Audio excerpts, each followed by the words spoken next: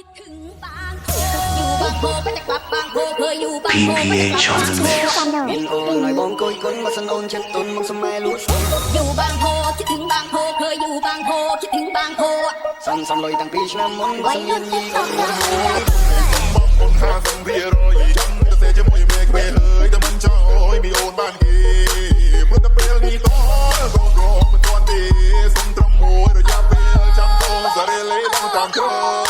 อยู่บางพอแล้วก็นอนไม่ได้อยู่บางไซแล้วก็ไม่มีสุขอยู่บางพัดพาสะดุดแล้วมันเด็ดมันหมุดแล้วไม่เหมือนบางโพอยู่บางซื่อแล้วก็มือไม้อ่อนอยู่บางซ่อนหักคอนไม่โกอยู่บางใหญ่แล้วไปบางโพไม่เหมือนบางโพในไม่รู้เป็นไงคนแม่นอนดำเลยก็มีนักเสกก็มียันบอลสมองกำลังของผมมันจิตเหียนต้องมาแต่เลยต้องมาปองนี่มันเมียนกันแต่ช่างมันรู้แต่กินจะมีมันเฮียนมันเป็นตัวอย่างตรงปวดหัวจิตตัวแต่ก็มันได้หรือก็รับเป็นเพียไปก็นั่นกันแต่ช่างมันรู้แต่ก็รู้เพียงก็ช่างมันเอาไม่ต้องกลัวยง